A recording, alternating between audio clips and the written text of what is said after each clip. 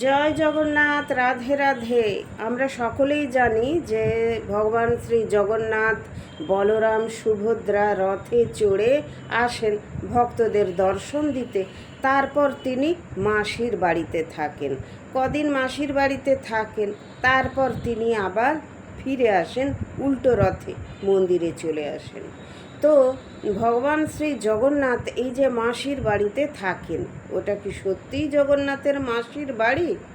আপনারা কি বলেন? না, ওটা জগন্নাথের মাসির বাড়ি নয়, ওটা হলো ভগবান জগন্নাথের মায়ের বাড়ি। যে মা তাকে সন্তান রূপে স্নেহ, যত্ন, ভালোবাসা, পুজো, শ্রদ্ধা, ভক্তি করতেন, তিনি হলেন রাজা ইন্দ্রদ্যুম্নর স্ত্রী গুন্ডিচা, রানী গুন্ডিচা। রানী গুন্ডিচার মন্দিরে ভগবান জগন্নাথ 7 দিন থাকেন, উল্টো রথে ফিরে আসেন।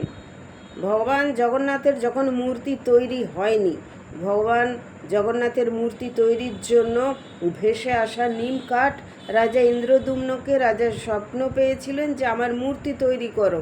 তখন কে মূর্তি তৈরি করবে? কোনো ঠাকুর গড়ার যে কুমোররা, তারা কেউ কিন্তু করতে পারছিল না, কোনো কার্পেন্টাররা কেউ পারছিল না। ওই কাঠে কেউ ছোঁয়াতেই পাচ্ছিল না, কাঠ যেন লোহার মতো। তখন কি হবে? রাজা খুব দুঃখে ভেঙে পড়েন। তখন দেবর্ষি এসে বলেন একজন আছে, তিনি এই তৈরি করবেন। একদিন দেখা গেল স্বয়ং বিশ্বকর্মা এসেছেন এক বৃদ্ধ মানুষের বেশে। তিনি বললেন, মহারাজ, আমি মূর্তি গড়ব, তবে আমার একটি শর্ত আছে। আমি মন্দিরের এই ঘরের দরজা বন্ধ করে ভেতরে আমি ঠাকুরের মূর্তি গড়ব। আমার যেদিন ঠাকুরের মূর্তি গড়া শেষ হবে সেদিন আমি দরজা খুলব। তার আগে যদি আপনারা দরজা খুলে ফেলেন তাহলে কিন্তু আমি চলে যাব। তখন রাজা আর রানী বললেন, ঠিক আছে, আমরা এই প্রস্তাবে রাজি, আপনি তো তৈরি তো করুন, আমরা তো কোথাও পাচ্ছিলাম না, আপনি ভগবানের রূপে এসেছেন। যাই হোক, বিশ্বকর্মা নিজেই ভগবানের মূর্তি তৈরি করতে ব্রতী হলেন। তিনি মন্দির ঠাকুরের মূর্তি গড়ছেন, ঠক ঠাক ঠক ঠাক শব্দ হয়, যেহেতু দারু ব্রহ্ম, দারু দিয়ে তৈরি, গাছ দিয়ে। তো সে নিম কাঠ থেকে যখন ভগবানকে তিনি তৈরি করছেন, কাঠের নানা রকম যন্ত্রপাতি দিয়ে ঠুকঠুক করে ভেঙে তারপরে তো মূর্তি তৈরি হচ্ছে। তো এখানে রাজা রানী রোজই আসেন, দেখেন যে শব্দ হচ্ছে ভেতরে, দরজা ভেতর থেকে বন্ধ, তারা চলে যান, দরজা খোলেন না। কিন্তু 15 দিন হয়ে গেছে, আবার এসেছেন, দেখছে ভেতরে কোনো শব্দ হচ্ছে না, কোনো শব্দ নেই। অনেকক্ষণ অপেক্ষা করছেন, কোনো শব্দ নেই। তখন তারা দরজা খুলে ফেলেন, দরজা খুলে ফেলে দেখেন ভেতরে কেউ নেই, অর্থাৎ বিশ্বকর্মা চলে গেছেন। তিনি তো কথাই দিয়েছিলেন না, দরজা তিনি না খুললে কেউ না খুলতে, তিনি চলে গেছেন। তখন দেখলেন যে ঠাকুর অর্ধ অবস্থায়, ঠাকুরের কান নেই, ঠাকুরের হাত নেই, পা নেই, শুধু মুখ আছে, পেট আছে। তখন রাজা রানী কাঁদতে শুরু করলেন। তখন দেবর্ষি এলেন, ভগবান শ্রী বিষ্ণুর পরম ভক্ত দেবর্ষি নারদ। তিনি এসে বললেন, নারায়ণ নারায়ণ, কোনো চিন্তা করবেন না ভগবান, এই মুহূর্তেই পৃথিবীতে প্রসিদ্ধ হবে, ভগবান শ্রী জগন্নাথ বলরাম সুভদ্রা রানীর পুজো হবে। এনাদের স্নান যাত্রার অভিষেক তৈরি করুন। 108 সোনার কলস দিয়ে স্নান, জ্যৈষ্ঠ মাসের পূর্ণিমা তিথিতে 108 সোনার কলসের জল দিয়ে স্নান যাত্রা করান। তারপর রথ তৈরি করুন, তারপর ওনারা রথে চড়ে আসবেন। তো সেইভাবেই রাজা রানীর মনে অত্যন্ত আনন্দ।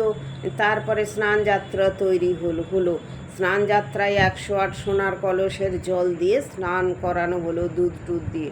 এবারে স্নান হয়ে যাওয়ার পর এবারে রানী তো কান্নাকাটি করছেন যে তাহলে প্রভু আপনি চলে যাবেন মন্দিরে, আর আমার কাছে থাকবেন না। আসলে রানী খুব দুঃখী ছিলেন। রাজার 18টি সন্তান ছিল, কিন্তু তারা যুদ্ধক্ষেত্রে মারা গিয়েছিল। তো রানীর অত্যন্ত মনে দুঃখ কষ্ট, তাই তিনি প্রভু জগন্নাথকে তার সন্তানের মতো দেখতেন। তো তিনি তখন বললেন যে তুমি তো চলে যাবে, প্রভু আর আসবে না। তখন প্রভু বললেন যে না, আমি তোমার কাছে কদিন থাকবো। তো সোজা রথ থেকে উল্টো রথ অবধি তিনি মায়ের কাছে, গুন্ডিচা মায়ের কাছেই থাকেন। তারপর তিনি উল্টো রথে আবার মন্দিরে ফিরে যান। তো তারপরে তো তিনি এই মন্দিরে ফিরে যান যখন, তার আগে এখানে রথে থেকে তিনি অনেক লীলা করেন, অনেক কিছু তার লীলা হয়। সেই সব লীলা কাহিনী সব আপনাদের বলবো, আপনারা জানবেন। আর এই যে প্রভু জগন্নাথের লীলা কথা এতটাই সুন্দর, এতটাই মনোমুগ্ধকর যে যত শ্রবণ করা যায় তত ভক্তি উছলে আসে। তো এই প্রভুর এইরকম লীলা কথা আপনারা কারা কারা শুনতে ভালোবাসেন অবশ্যই কমেন্ট করে জানাবেন, কেননা সবাই তো আবার পছন্দ করেন না, না? তো যারা পছন্দ করেন তারা অবশ্যই কিন্তু কমেন্ট করে জানাবেন। আমি যতটুকু জানি নিশ্চয়ই জানাবার চেষ্টা করব। যেমন ভগবান জগন্নাথের এই যে এতদিন ধরে প্রভু তো 56 ভোগ গ্রহণ করেন, তো যারা ভোগ রান্না করেন তারা কিন্তু মুখে সবসময় কাপড় বেঁধে রান্না করেন, তারপর প্রভুকে 56 ভোগ দেয়া হয়। কিন্তু তাও প্রভু তার কর্মা মায়ের কাছে খিচুড়ি খেতে চলে যেতেন। কেন বলুন তো? ভক্তির জোরে। তাকে ভক্তি ভরে কেউ যদি এতটুকু মানে রান্না করে খিচুড়ি হোক, আলুর তরকারি হোক, যাই হোক তাকে যদি দিতেন না, তিনি ভক্তি ভরে সেটা গ্রহণ করতেন। কোন মায়ের সন্তান হয়নি সেই মাকে তিনি সন্তানও দিয়েছেন, এইরকমও কাহিনী আছে প্রভু জগন্নাথের। এরকম অসীম অসীম করুণার কাহিনী যত আমরা জানবো তত। এবং তিনি তো সকলের জগতের নাথ জগন্নাথ, তিনি তো সবার অনাথের নাথ। তিনি স্নান যাত্রার পর 15 দিন জ্বরে ভোগেন, অর্থাৎ তিনি অনেক ভক্তের অসুখ বিসুখ নিজের শরীরে নিয়ে নেন। তারপর তার জ্বরের সময় নানাবিধ কবিরাজি ওষুধ দেওয়া হয়, সাবু ফল এইসব খান। আর রথযাত্রার দিনে তারপরে তিনি সুস্থ শরীরে ভাই বোন নিয়ে বেরিয়ে পড়েন সবাইকে দর্শন দিতে। তো এই রথযাত্রার দিন কিন্তু ভুল করেও আপনারা কেউ আমিষ খাবার খাবেন না, কোনো রকমের শাক খাবেন না, বিশেষ করে কলমি শাক একদম খাবেন না।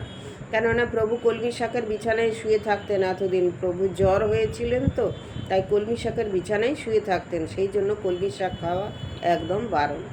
তো সেই হেতু আপনারা এই কিছু কিছু জিনিস মানবেন এবং অবশ্যই নিরামিষ আহার করবেন।